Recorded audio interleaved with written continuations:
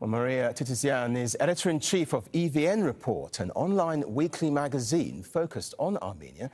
She joins us from the Armenian capital, Yerevan. Welcome to the programme. So let me ask you first, despite this ceasefire, what are you hearing about what's happening on the ground in the region?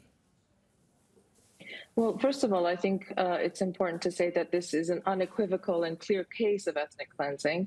Entire villages in Nagorno-Karabakh have been depopulated, population centers have been attacked, women and children have died. And the argument by Baku that this is some anti-terror operation has been rejected by the entire international community, and no one is really buying this absurd argument. Right now, there are tens of thousands of displaced Armenians who are sheltering still in bunkers because their situation is not clear. Thousands more at the Russian base in Stepanakert, and we've been hearing from them that the Russians are saying that, we don't know what's going to happen with you at the moment. And the weaponization of the concept of territorial integrity is also not working, because one cannot engage in ethnic cleansing simply because the ethnic cleansing is taking place within one's territory. And more to the point, the Aliyev regime, one of the most despotic regimes in the world, has no credibility when it comes to these issues. Violating human rights is the sort of expertise of that government. Right now, we have been talking with people. There are certain villages that are completely surrounded with no Russian peacekeepers in sight by Azerbaijani forces. There are women and children who have not been able to evacuate. So the situation still continues to remain very, very critical and very, very worrisome. We understand there have been protests taking place in Yerevan, but what do you make of those protests? Well, listen, Armenia is one of the most, or is the most democratic country in Eurasia.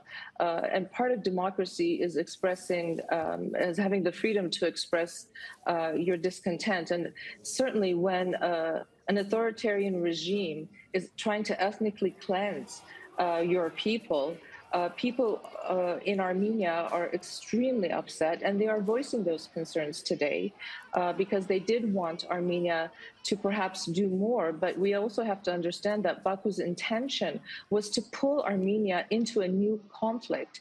And Yerevan has been very clear that it will not be pulled into any military operations. There are no forces of the Armenian armed forces in Nagorno-Karabakh. Basically, Karabakh has been under a siege for 9 months, blockaded by Azerbaijan with the collusion of Russia and the Russian peacekeepers. So what could Armenia have done? But clearly, there are several thousand people right now in the capital, in Yerevan's Republic Square, demanding the resignation of the Prime Minister and of the government to set up an interim national committee.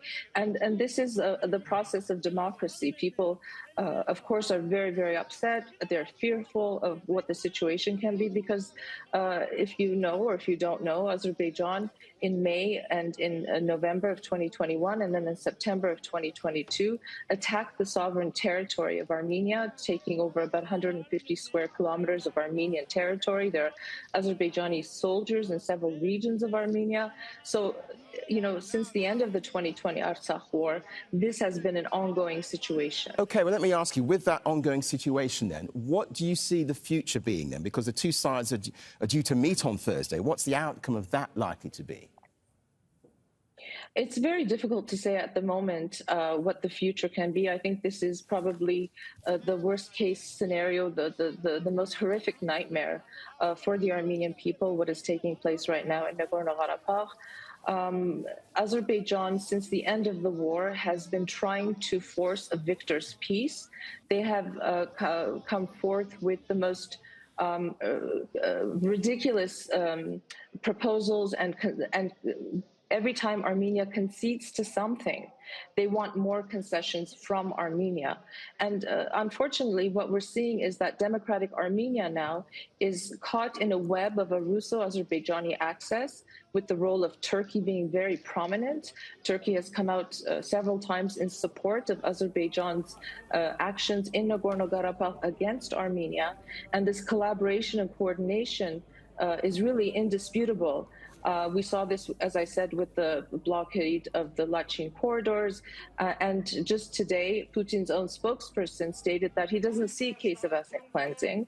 And it speaks clearly of the collaboration taking place between Moscow and Baku. Now, the West has come out very aggressively against this, but unless there are international mechanisms put into place to help evacuate the people of Nagorno-Karabakh, 120,000 people, 30,000 of whom are children, and of course the elderly, the people with disabilities.